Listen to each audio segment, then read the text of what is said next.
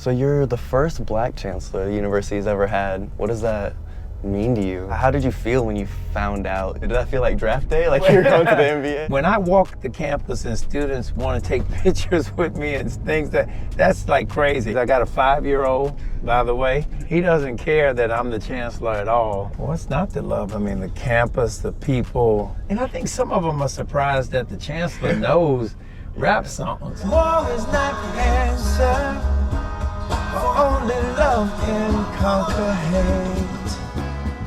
You know we've got to find a way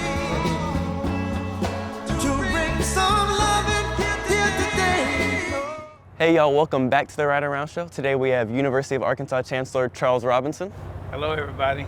Today we're going to talk to him about his journey to being the chancellor. You're also the very first black chancellor of the U of A, so yes. Happy Black History Month to everybody watching. We're releasing this in February.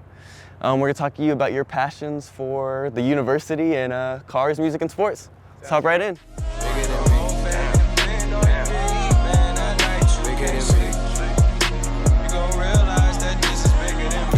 Get it. I pray that you get it, even if I can't get it with you. I pray to God you never let the little things in life distract you from the bigger picture. Everybody in the city to me like a distant cousin, brother, little sister. I see myself in the young ones. When I look in their eyes, it feel like a mirror. So, we ask all our guests, do you like cars? I do. I really like this one. I do. No, I enjoy new rides, and I like some old ones as well. So. What type of vehicle do you drive? I have a Ford F-150, and I actually just got it. I had one that was a 2011, so I just recently got one that's a 2023. Ooh, I bet you like that. Oh man, yeah, okay. It's nice. Those are nice. All right, well, we'll start with our questions from our Instagram Q&A poll. Okay. See what our audience has to say. What's your favorite building on campus? Old Main. Okay. I mean, it just is. It was the building, I had my first office over there, and you know, it's iconic. Just beautiful building. See postcards with it in the snow. That's my favorite. What did you get your degree in? American history. And that was an undergrad degree at the University of Houston, and then a master's at Rice, which was in American history, and then a PhD in American history back at the University of Houston. You doubled and tripled up. Oh yeah, I loved American history and just kept taking it. Just loved the stories. What's one piece of advice you want University of Arkansas students to take with them after graduation? I think it's important, after graduation to really pursue careers that you really want to do. And hopefully you're thinking about that while you're at the University of Arkansas, because whenever you think about working full time, you want to do something that really excites you and makes you feel good about life, and like you're contributing to it, making a difference. So think about those things and pursue those things, and be patient, because you might not be able to find what you want immediately, but persistence and a plan and strategy can make a difference. Yeah, for sure. Well, you seem to really like your job. I love it. I love my job. That doesn't mean every day I'm just, enthralled with it, but I mean, the opportunity to work on a beautiful campus, to engage students that are bright and who are learning and growing, and faculty and staff that are, really, really smart people. Yeah, it's a great job. Yeah. Well, this question actually came from Danielle Musselman. She was a previous guest, and I sent this to her to get a question. She said, what's the hardest part of being a chancellor? Hardest part is not having all the answers. Like, you don't have all the answers. What you're trying to do is pull people together, get their thoughts and ideas, and hopefully come up with the answer that is best for the situation. But you don't always know, and I guess that's the thing. You're gonna make some mistakes, and you just do the best you can not to live in those mistakes. So, but yeah, just not having all the answers, but trying to ensure that you're doing what's best for everybody. What time do you wake up in the morning? Oh man, I'm up just slightly before 5 a.m. Oh, wow. Yeah. And I have a routine where I work out in the mornings, because the rest of the day, I just never know if I can get it in. So I'm a morning person. I said, where are you from? Houston, Texas. Yeah. Last question. They said, are you on social media? No, I'm in LinkedIn. I think I have a Facebook page, but I never use it. So I wouldn't really say I'm a social media person. Okay. Yeah. All right. Well, we'll do your first song. Okay. In the karaoke section. Hey man, I got allergies, so do I get any consideration for that? We'll have the music loud enough. Okay, all right. They won't be judging your voice. Mother, mother, there's too many of you crying. Brother, brother, brother, there's far too many of you dying. You know we've got to find a way to bring some loving here today. Yeah. Father, Father, we don't need to escalate.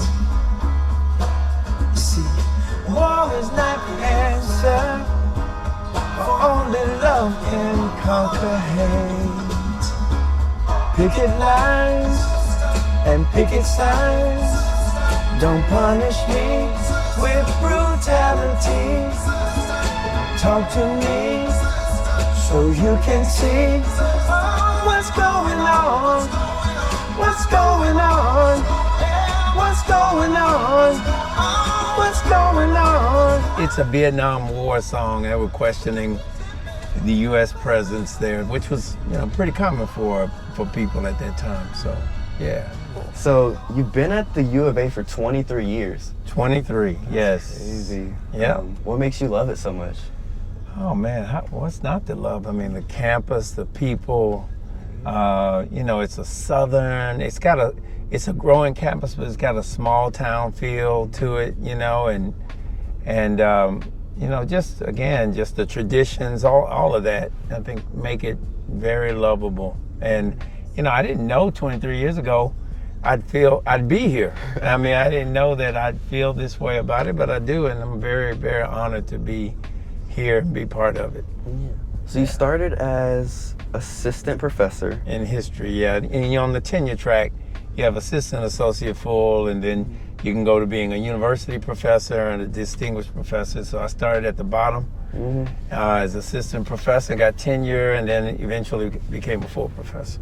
Yeah. And then you went to, you were a provost, vice chancellor of student affairs, vice provost of diversity, director of the African American Studies program.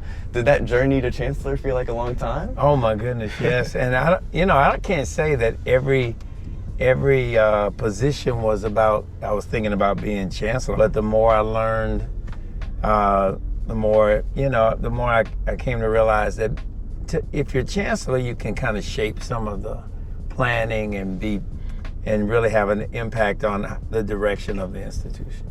Yeah. What was your favorite moment from being in front of a class and when you were a professor teaching? I love teaching students because I used to do a narrative style of history, telling stories, and see how they responded to it. Those were great moments. Or if I took up a controversial topic and I took a position that they didn't expect me to take, just to stimulate the conversation. Those are really good moments. I knew, though, as a faculty member, what type of class I was going to have from day one, because if I hit that hallway and heard those students already talking to each other, I knew it was going to be a really good class because they were talkative and their energy was good. So I used to love those moments, day one, hearing those students already revved up and ready to go for the semester. Yeah. You worked your way up, and most chancellors, it's kind of rare. Most chancellors are hired externally or were previous chancellors. So I don't know. What kind of was your it factor? Do you think that gave you that? Well, I think first of all, I think you have to really be intentional and energetic and strategic about whatever role you have. So I hope that people saw when I was a faculty, I gave my all. When whatever role I had, I gave my all, and I kept networking and building and growing. And I think, after some time, people come to see you as a person who might be able to go to that next step, and that worked out here. That's cool. Yeah. How did you feel when you found out, they selected you? Was it like a relief or? Kinda, yeah. It really was. It was a relief because I'd been interim for 14, 15 months, and there was a little, controversy on the board, and so when it got to the point where they, the board finally announced that I was the chancellor, yeah, it was relief and excitement, mixed together. How'd you find out? Was it a call? I was at the board meeting on November 16th, and that's when the announcement was made. Yeah. Okay. So, I didn't know if it was like a call. I was gonna say, did that feel like draft day? Like you're going to the NBA? No, it wasn't a call. I was there. I mean, I had gotten some signals that it might happen, and it did, and it was awesome. Then I started getting a bunch of calls and texts and emails from people who were congratulating me, and so that was humbling, and it's nice. Yeah. So you're the first black chancellor the university's ever had. What does that mean to you? Is that? Well, so much for me. I think the meaning is greater for the university. Like, I think it says that here at the University of Arkansas, people can, strive and work and achieve, and that there's nothing you can't do if you are willing to do what you need to do to get there. So I think it was more of a statement about the openness, and kind of confirms what you like about the U of A. This exactly, yeah. That's I mean, that this is a place where you can, have goals, strive for them, and achieve them, and that there are no barriers that completely prevent you from achieving those goals. Yeah. And it's also, I think, one of the biggest student bodies in attendance ever. I think we have the largest. We have a record-breaking student body.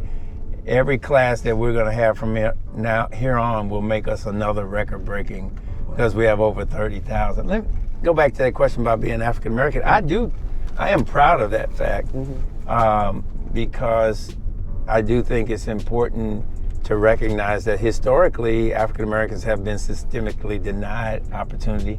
But as I said before, I did what I always do the work and do the best I can. And so I really think the message to the world is greater, not so much about me, but it's about the U of A and how you really can achieve those dreams. So do you have advice to people trying to achieve their goals, or anything that you use to motivate you? Yeah, you need to have a persistence about you.